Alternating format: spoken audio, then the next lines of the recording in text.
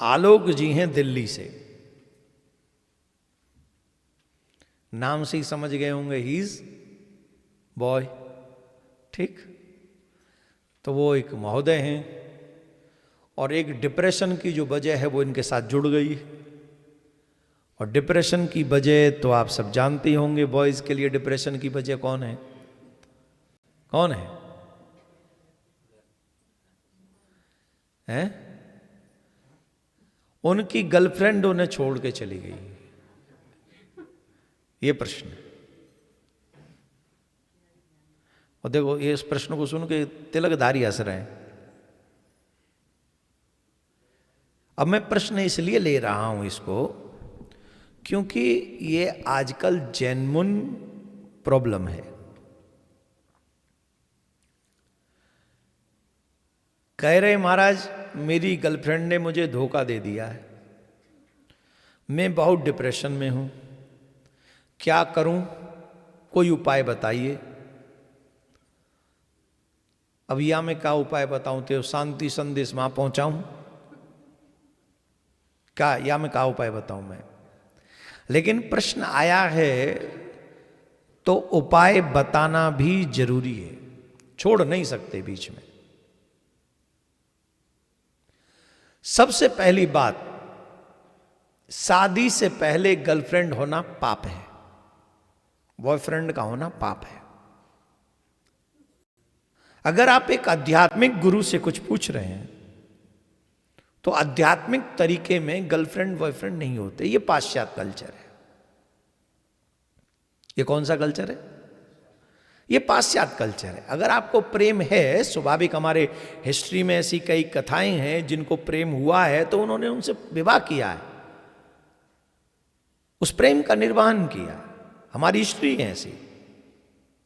कई राजाओं के नाम आप जानते हैं, मुझे बताने की जरूरत नहीं है। तो अगर प्रेम है तो आप विवाह कीजिए। विवाह से पहले नो कॉफी सेंटर, नो हाथ में हाथ डाल के घूमना, और नो वो जो है क्या, अच्छा वो हाँ, एक नारियल 2 pipes and no good to, ये नहीं चलेगा। ये मेरे अध्यात्म में नहीं है, बाकी आप स्वतंत्र हैं, आप जो चाहे करें, आपको कोई नहीं रोक रहा है, मैं आपको कोई फोर्स नहीं कर रहा हूं। It's your choice, it's your life, it's your decision. But एक चीज याद रखिए, जीवन 2 तरीके से चलता है, एक अच्छे तरीके से और एक बुरे तरीके से। ये तरीका बुरा है, ये अच्छा तरीका नहीं है। आपको कोई रोक नहीं सकता, कानूनी तौर पे भी नहीं रोक सकता। आप फ्रीडम में हैं, आप अपनी जीवन जी रहे हैं, ये अच्छी बात है। लेकिन आध्यात्मिक तरीका ये ठीक नहीं है। होटलों में चले जाना आप किसी अनमैरिड बच्ची को लेके, इट्स नॉट गुड। और आजकल तमाम बच्चियां इस बात के शिकार हो रही हैं कि उन्हें ब्लैकमेल किया जाता है आफ्टर स्टे इन होटल। उनके वीडियोस, उनके पिक्चर्स उन्हें दिखा कर उनको डराया जाता है। जबकि उन बच्चियों को हम बता दें, एक बात आपको सबको बता दें, अगर आपको कोई ऐसे ब्लैकमेल करता है तो वो कानूनी अपराध कर रहा है। आप अगर पुलिस को जाके उसकी बात बता देंगे तो पुलिस उसे तुरंत जेल में डाल देगी। बजाय उसकी गलत हरकतों को मानने के आपको सीधे पुलिस स्टेशन चले जाना चाहिए और उसको सजा दिलवानी चाहिए। जो आपको फोटो वीडियो, पहली बात तो वो उसे अधिकार ही मत दो कि वो तुम्हें ब्लैकमेल कर सके। दूसरा, आप उसे ये दूसरा अधिकार मत दो कि वो तुम्हें बार बार कहे। सीधे जाओ पुलिस स्टेशन, वो आपका सगा नहीं हो सकता जो आपको ब्लैकमेल कर रहा है। तो खैर मैं इसकी बात कर रहा हूं, ये बहुत महत्वपूर्ण है। इसीलिए मैंने कहा कि आप अपने बच्चों के साथ भी अगर ये सुने तो जरूर है। अगर ओपन माइंडेड होना है तो ज्ञान के लिए हुई है, कैसे बुरे दिनों से बचा जा सकता है। शायद कई चीज़ें ऐसी हैं जो हर बाप अपनी बेटी को नहीं समझा सकता, हर माँ अपने बेटे को नहीं बता सकती, और हम जिस जगह पर ठाकुर जी ने बैठा ले वहाँ से हर चीज़ बताई जा सकती है।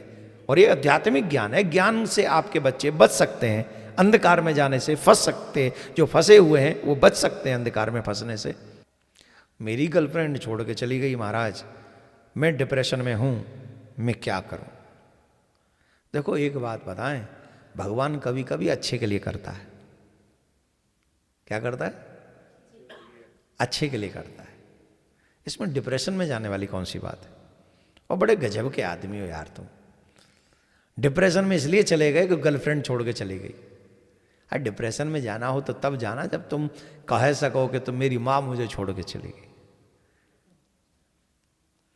मेरे पिता मुझे छोड़ के चले गए। वो डिप्रेशन में जाओगे तो वो भी भक्ति हो जाएगी।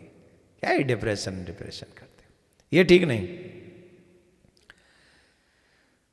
बहुत सुंदर बात मैं आपको बताने जा रहा हूं। जीवन में धोखे, विश्वासघात और टूटे मन को शांत करने के लिए भूत भावन भोलेनाथ की आराधना करनी चाहिए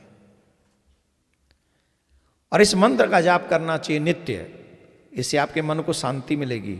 वो मंत्र है ओम नमः शिवाय। यज्ञोपवीत नहीं हुआ हो तो सिर्फ बोलेंगे नमः शिवाय। इस मंत्र का जाप 108 बार करिए। पुराणों में आता है कि शिव मंत्र के मन से, शिव मंत्र से मन में अंदर की अशांति, भय, दुख, अति लगाव को वह काट देती है, उसे दूर कर देता है। इससे जिसने दर्द दिया है उसकी याद धीरे धीरे कम होती है। अब ये जो गर्लफ्रेंड छोड़ के चली जाए, किसी की प्रेम का छोड़ के चली जाए, तो आराम से नींद भी नहीं आती, भोजन नहीं अच्छा लगता। क्यों? कि बोली याद बहुत आती है। याद आती है तो उसके संग बिताए हुए पल बहुत याद आते हैं। यही सब लफड़ा चलता रहता है उन लोगों का। तो शिव मंत्र के जाप करने से वो याद धीरे धीरे कम हो जाती है, वो याद तुम्हें तंग नहीं करती है। हनुमान चालीसा का पाठ करें, मानसिक शक्ति और कष्ट निवारण हो जाएगा। तुलसीदास जी ने लिखा है संकट कटे। तो एक तरीके से जो छोड़ के चली जाए, धोखा दे के चली जाए, उसे तुम संकट ही समझो अपनी लाइफ में। भाई बॉयफ्रेंड धोखा दे तो, गर्लफ्रेंड धोखा दे तो, दोनों के दोनों ही एक दूसरे पे संकट है। हाँ जी कि ना जी? हैं जी? तो संकट कैसे कटेंगे? हनुमान चालीसा से। संकट कटे मिटे सब पीरा, जो सुमिरे। तो जो हनुमान जी के नाम का जाप करेगा उसके संकट कट जाएंगे, वो डिप्रेशन में जा ही नहीं सकता। मैं तो हमेशा ऑलवेज एक बात कहता हूँ अपने बच्चों को, जब तक गुरु मंत्र न मिले नमो भगवते वासुदेवाय की 1 माला 5 माला नित्य करवाया करो। जब तक बॉयफ्रेंड गर्लफ्रेंड बनाने के चक्कर की उम्र तक जाएंगे, पहला बात तो अगर बचपन से इस मंत्र का जाप करेंगे तो मैं दावे से कह सकता हूँ वो गर्लफ्रेंड नहीं बनाएंगे, बॉयफ्रेंड नहीं बनाएंगे। और बना भी लिए और छोड़ के भी चले जाए, वो डिप्रेशन में कभी नहीं जा सकता। इंटरनली उस मंत्र का शक्ति जो पावर है उसे डिप्रेशन में जाने से बचा लेगा। इसलिए मैं आग्रह करता हूं अपने बच्चों को बचपन से ही हनुमान चालीसा और ये माला नित्य उससे पाठ करवाया करिए। अगर आप वाकई माँ बाप हैं तो पैसों के देवता मत बनो। आप पैसे कमा लेंगे, धीरे धीरे हो जाएगा, लेकिन ये करें। हाँ, तो ये हो गया। टूटा हुआ मन, अकेलापन, अवसाद, चिंता, इन सब पर चमत्कारिक असर करता है। श्री कृष्ण के विरह में उपदेश, भागवत कथा आधारित उपाय। जब अर्जुन का मन टूट गया था, जीवन में अर्थहीन लग रहा था, तब कृष्ण ने यही कहा था, जो हो गया वह कभी तुम्हारा था ही नहीं। जो खो गया, जो चला गया, वो कभी तुम्हारा था ही नहीं। और जो तुम्हारा है वो कभी, तो जो चला गया वो तुम्हारा। अब ये बात समझ में आएगी आजकल के बच्चों को? क्यों नहीं समझ में आएगी? क्योंकि गीता नहीं पढ़ी है जी। कौन को रो है? हाँ, बोलना नहीं है बीच में। हाँ जी, नहीं अभी मैं जब आपसे पूछूं तब। अभी पहले बाकी गर्लफ्रेंड चली गई का उपाय बता लन दो पहले। अब मैं एक एक प्रश्न पे इसलिए इतने विस्तार से बोल रहा हूं जिससे आपको उपाय भी मिले, समाधान भी मिले और पुराणिक उपाय मिले। मैं कोई मनगढ़ंत नहीं, नींबू काट के 4 कील गाड़ के और फिर यूं क्लॉकवाइज घुमा के पीछे मुड़ के मत देखना, फेंक दे, चौड़ाई पे गाड़ाना, ये नहीं सिखा रहा हूं आपको। आपकी हर समस्या का समाधान हमारे रामायण में है, पुराणों में है, और सात्विक है। कोई गलत नहीं, किसी का बुरा नहीं होने वाला। और आप सनातनी हो, सात्विक मार्ग पर चलो। अगर आप सात्विक मार्ग पे चलेंगे तभी बात बनेगी। अगर बिगड़ना है तो कुछ भी करो, फिर तो कोई रोक नहीं सकता। कौन रोकेगा हमें? तो इसके लिए बहुत जरूरी है सात्विक जीवन में वही उपाय भी स्वीकार करें जो रामायण में हो, गीता में हो, पुराणों में हो, उनको स्वीकार करेंगे तो ज्यादा अच्छा होगा। रोज सुबह गीता का पाठ करें, चाहे एक ही पेज पढ़ें, मन को शांत करने के लिए जरूर करना है, यह अवश्य करना चाहिए। एक कहानी आ रही है मुझे याद, आपके इसी प्रसंग से संबंधित। एक बार भगवान श्री कृष्ण, आपको तो पता ही हमारे ठाकुर जी माखन खाने में बड़े मास्टर आदमी, वो 56 भोग नहीं खाते, वो माखन खाते हैं। और 56 भोग उन्हें अच्छे भी नहीं लगते, माखन बहुत अच्छा लगता है उनको। तो ठाकुर जी माखन खा रहे थे। अच्छा, एक मटकी बहुत अच्छी लगती थी उनको, उसी मटकी में से बार बार उसी मटकी में से माखन खाते थे। मैया यशोदा को भी लगता था ये मटकी बहुत प्रिय है, इसे बहुत ज्यादा प्रिय है।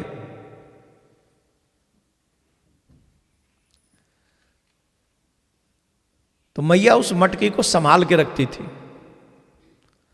मैया ने उस मटकी को बहुत संभाल के रखा हुआ था, बहुत ध्यान से संभाल के रखा हुआ था। एक दिन ठाकुर जी मटकी में से माखन खा रहे थे, उसी मटकी में से। और उसी मटकी में से जब माखन खा रहे थे ठाकुर जी, तो अचानक से ठाकुर जी ने उस मटकी को ऊपर से दे मारा धरती में। जय राम जी की कर, मटकी फोड़ दी। और मैया दूर से देख रही, जय मटकी ये गोद में लेके ये नित्य माखन खावे और यह मटकी ते प्रेम करे, आज जाने जी मटकी फोड़ दी, ऐसा क्यों? मैया ने पूछी, चोरे कन्हैया तू तो यह मटकी ते बड़ो प्रेम करे, फिर तैने ये मटकी क्यों छोड़ दी, क्यों फोड़ दी? तो कन्हैया ने बड़ा सुंदर जवाब दियो, मैया मैंने मटकी ना फोड़ी। तो बोले मैया ये मटकी स्वयं ही फूट गई। बोले मतलब मैं समझ ही नहीं, क्या कहना चाह रहे हो? बोले मैया ये बात है कि आज जब मैंने मटकी अपने हाथ में लाई तो मैंने देखी कि अब मटकी में पहले से ही दरार पड़ रही,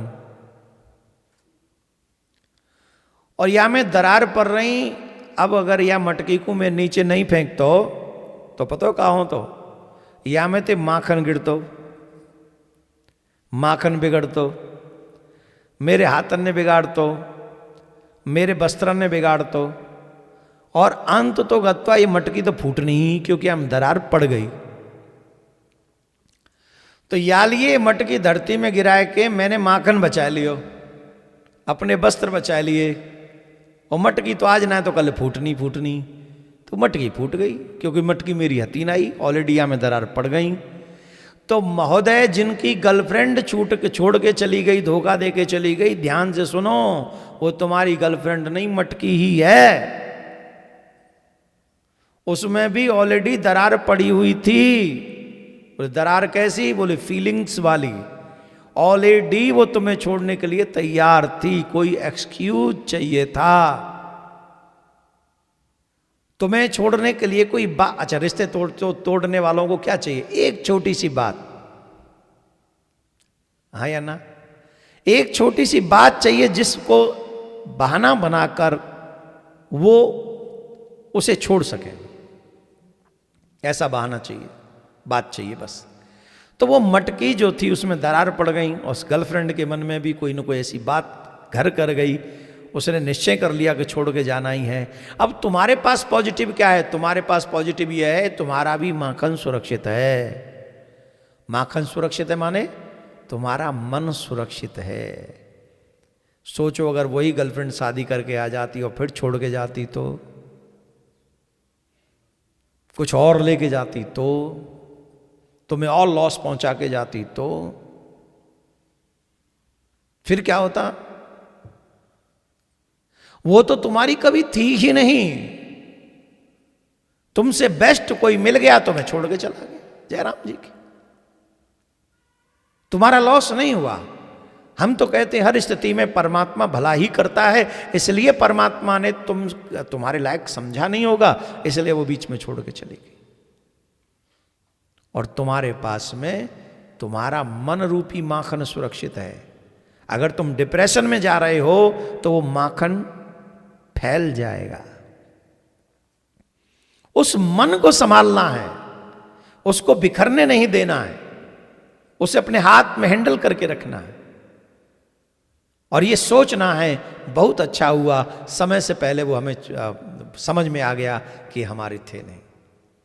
और एक और बात बताएं, जो मनुष्य स्वार्थ से संबंध बनाता है, जो आजकल 99% चल रहा है, आजकल हृदय से संबंध नहीं बनाते लोग। आजकल लोग जो संबंध बनाते हैं वो स्वार्थ से बनाते हैं। और जो स्वार्थ से संबंध बनाते हैं वो निभा नहीं सकते, वो रिश्तों को निभा नहीं सकते।